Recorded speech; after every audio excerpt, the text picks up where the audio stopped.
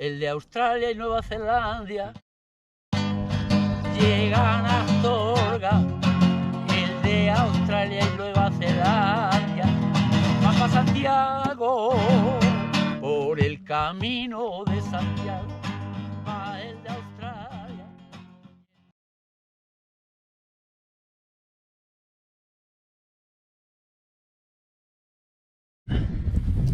And here it is, the Meseta as we'd anticipated. Long, flat, straight, stretching as far as the eye can see. This stretch proves our lowest and surprisingly coldest point on the Camino. Don't let the blue skies fool you. Biting winds and some internal torment even lead to some tears, so it's especially comforting to stop for breakfast.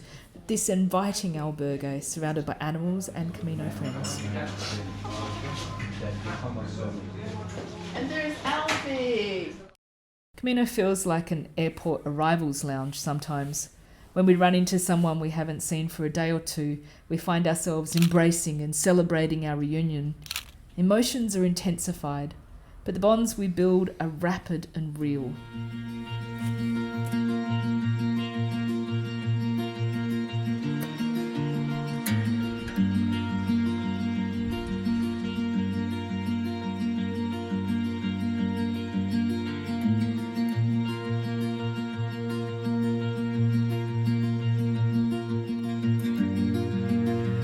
Cruising on the Camino Pilgrim Superhighway.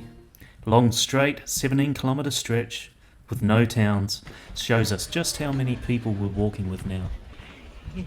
And there's plenty of time for us to ruminate on the topic of pain and suffering and why we're willingly subjecting ourselves to it.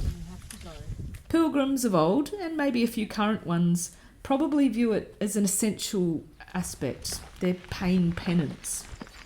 Athletic endurance types have a no pain, no gain view, but we think of it, I think, as a kind of grounding counterpoint to the joys and highs that we're getting.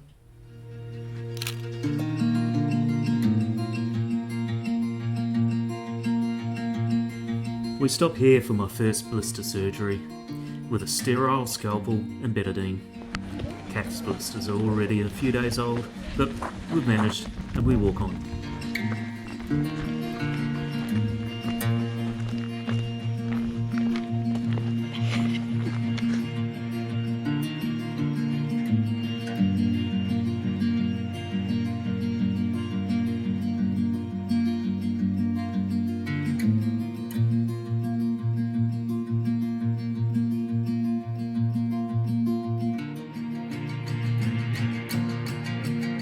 The albergue at our destination is jam-packed, but we jump at the offer of a mattress on the floor rather than walking another 6 kilometres to the next town.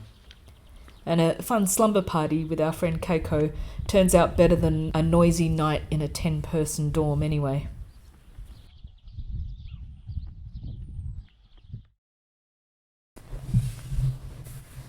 Three weeks, 400 kilometres, 6 blisters, couple of insect bites, 1 weird rash, 1 short downpour, many squeaky bunk beds, a nightly chorus of farts and snores, a multitude of new friends, and uncountable joys.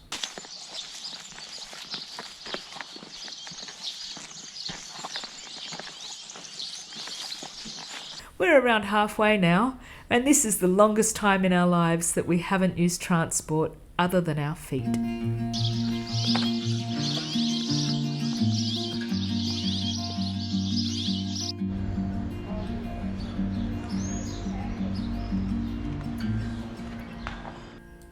Fueled by delicious pastries, we take a road less travelled, with far fewer pilgrims, but longer distances. We're on an old Roman road, used by Caesar Augustus and later by Charlemagne. The landscape looks surprisingly like Western Australia.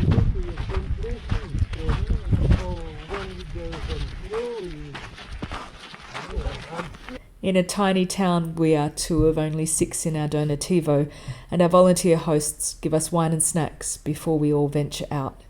The abuelas of the town kindly escort us to the restaurant when we ask for directions, and once there it's the best of company, the best of wine, best of food, and a fabulous singing chef. What a night! We float home in the rain, And we'll never forget the gleeful exclamation of our French companion, "I've never seen a double rainbow before."